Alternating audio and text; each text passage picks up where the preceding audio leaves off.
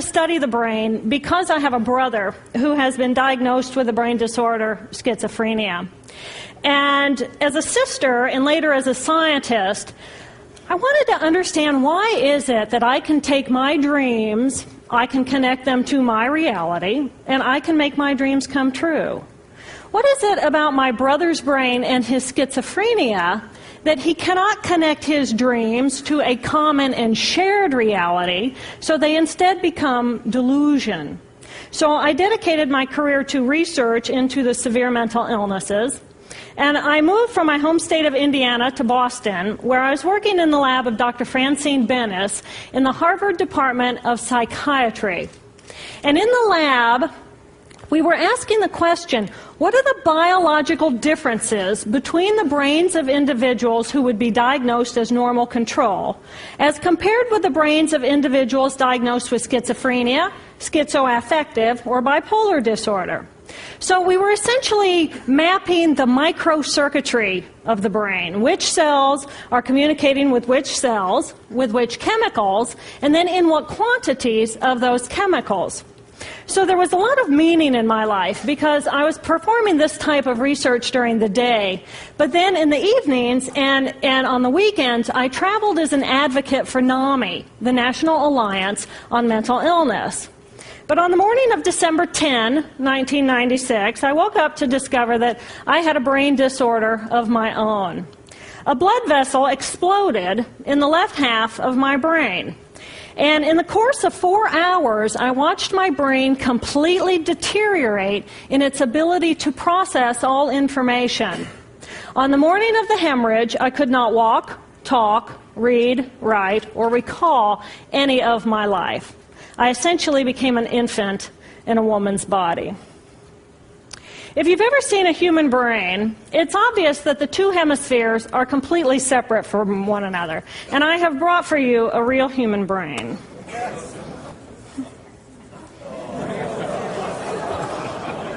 Thank you. So this is a real human brain. This is the front of the brain, the back of the brain with the spinal cord hanging down. And this is how it would be positioned inside of my head. And when you look at the brain, it's obvious that the two cerebral cortices are completely separate from one another. For those of you who understand computers, our right hemisphere functions like a parallel processor, while our left hemisphere functions like a serial processor. The two hemispheres do communicate with one another through the corpus callosum, which is made up of some 300 million axonal fibers. But other than that, the two hemispheres are completely separate. Because they process information differently, each of our hemispheres think about different things, they care about different things, and dare I say, they have very different personalities. Excuse me. Thank you. It's been a joy. Our right human hemisphere is all about this present moment. It's all about right here, right now. Our right hemisphere, it thinks in pictures, and it learns kinesthetically through the movement of our bodies. Information in the form of energy streams in simultaneously through all of our sensory systems, and then it explodes into this enormous collage of what this present moment looks like, what this present moment smells like and tastes like, what it feels like, and what it sounds like. I am an energy being connected to the energy all around me through the consciousness of my right hemisphere. We are energy beings connected to one another through the consciousness of our right hemispheres as one human family. And right here, right now, we are brothers and sisters on this planet, here to make the world a better place. And in this moment, we are perfect, we are whole, and we are beautiful. My left hemisphere, our left hemisphere, is a very different place. Our left hemisphere thinks linearly and methodically. Our left hemisphere is all about the past, and it's all about the future. Our left hemisphere is designed to take that enormous collage of the present moment and start picking out details, and more details about those details. It then categorizes and organizes all that information, associates it with everything in the past we've ever learned, and projects into the future all of our possibilities. And our left hemisphere thinks in language. It's that ongoing brain chatter that connects me and my internal world to my external world. It's that little voice that says to me, hey, you got to remember to pick up bananas on your way home. I need them in the morning. It's that calculating intelligence that reminds me when I have to do my laundry. But perhaps most important, it's that little voice that says to me, I am. I am. And as soon as my left hemisphere says to me, I am, I become separate. I become a single, solid individual, separate from the energy flow around me and separate from you. And this is a portion of my brain that I lost on the morning of my stroke. On the morning of the stroke, I woke up to a pounding pain behind my left eye. And it was the kind of pain, caustic pain, that you get when you bite into ice cream. And it just gripped me, and then it released me. And then it just gripped me, and then it released me. And it was very unusual for me to ever experience any kind of pain, so I thought, okay, I'll just start my normal routine. So I got up and I jumped onto my cardio glider, which is a full-body, full-exercise machine. And I'm jamming away on this thing, and I'm realizing that my hands looked like primitive claws grasping onto the bar. And I thought, that's very peculiar. And I looked down at my body, and I thought, whoa, I am a weird-looking thing. And it was as though my consciousness had shifted away from my normal perception of reality, where I'm the person on the machine having the experience, to some esoteric space where I'm witnessing myself having this experience. And it was all very peculiar, and my headache was just getting worse, so I get off the machine, and I'm walking across my living room floor, and I realize that everything inside of my body has slowed way down.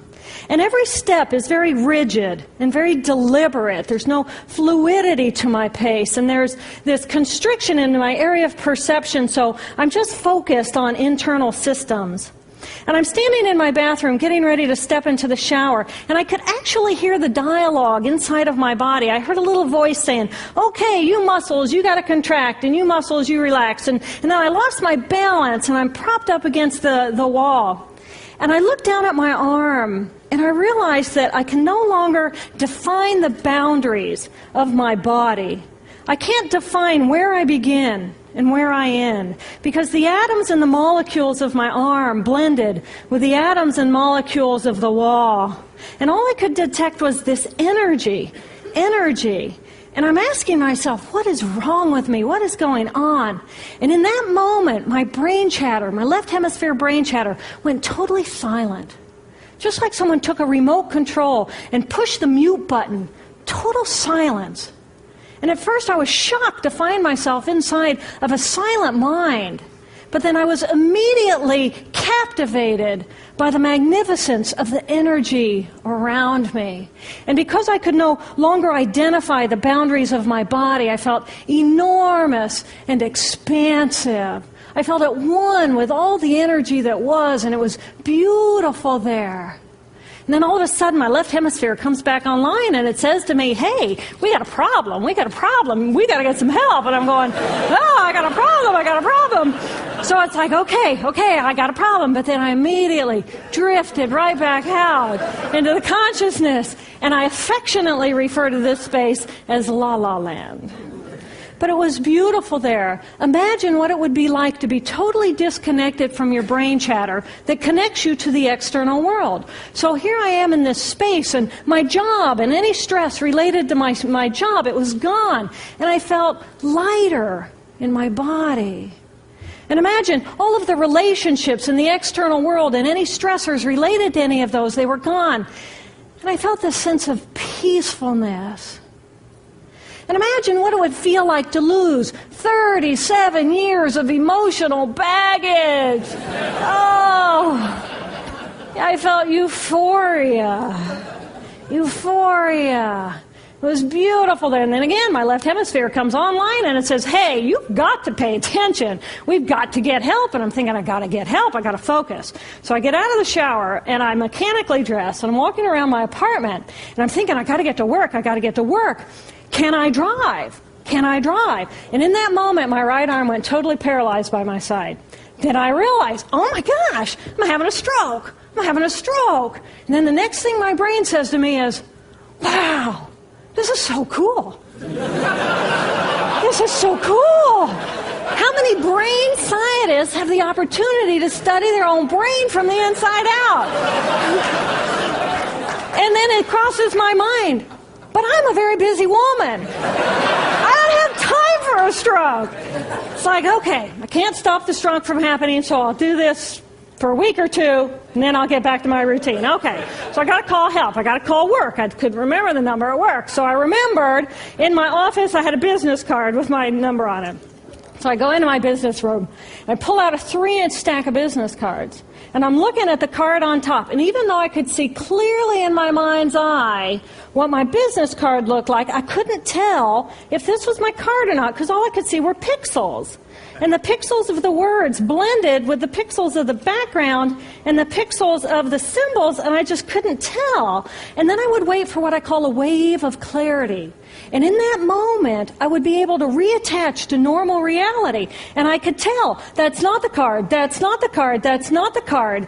It took me 45 minutes to get 1 inch down inside of that stack of cards. In the meantime, for 45 minutes, the hemorrhage is getting bigger in my left hemisphere. I do not understand numbers. I do not understand a telephone, but it's the only plan I have. So I take the phone pad and I put it right here. I take the business card, I put it right here, and I'm matching the shape of the squiggles on the card to the shape of the squiggles on the phone pad. But then I would drift back out into La La Land and not remember if when I come back if I'd already dialed those numbers.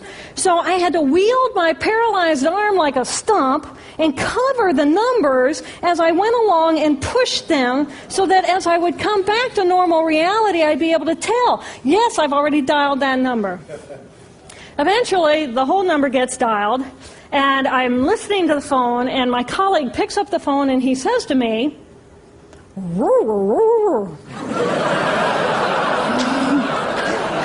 I think to myself, oh my gosh, he sounds like a golden retriever.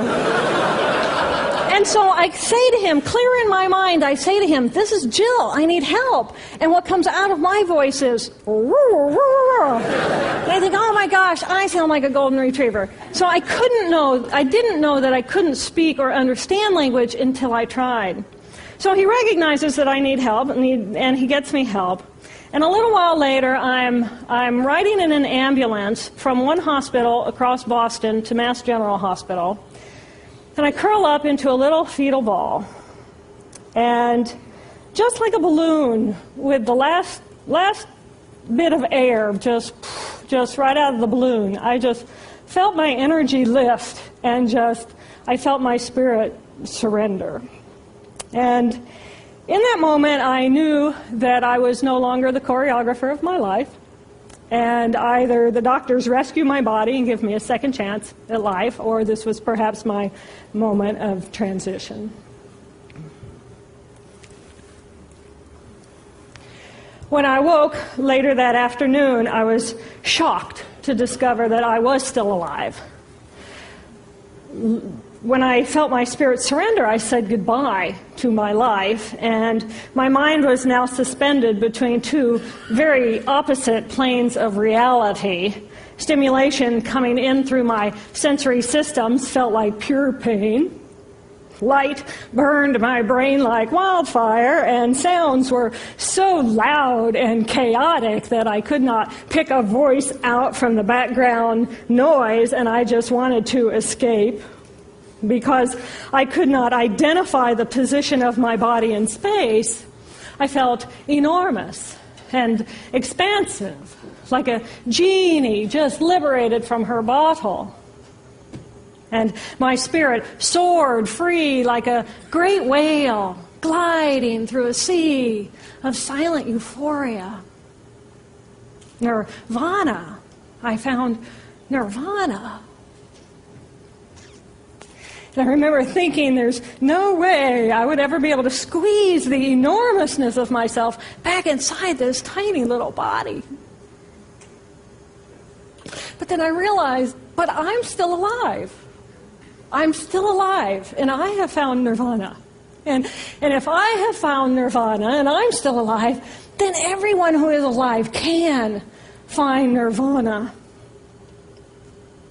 And I pictured a world filled with beautiful, peaceful, compassionate, loving people who knew that they could come to this space at any time and that they could purposely choose to step to the right of their left hemispheres and find this peace. And then I realized what a tremendous gift this experience could be. What a stroke of insight this could be to how we live our lives. And it motivated me to recover. 2.5 weeks after the hemorrhage, the surgeons went in and they removed a blood clot the size of a golf ball that was pushing on my language centers. Here I am with my mama, who's a true angel in my life. It took me 8 years to completely recover. So, who are we? We are the life force power of the universe with manual dexterity and 2 cognitive minds. And we have the power to choose moment by moment who and how we want to be in the world. Right here, right now, I can step into the consciousness of my right hemisphere where we are. I am the life force power of the universe. I am the life force power of the 50 trillion beautiful molecular geniuses that make up my form, at one with all that is. Or I can choose to step into the consciousness of my left hemisphere, where I become a single individual, a solid, separate from the flow, separate from you. I am Dr. Jill BOLTE Taylor, intellectual, neuroanatomist. These are the we inside of me. Which would you choose? Which do you choose? And when? I believe that the more time we spend choosing to run the deep inner peace circuitry of our right hemispheres, the more peace we will project into the world, and the more peaceful our planet will be. And I thought that was an idea worth spreading.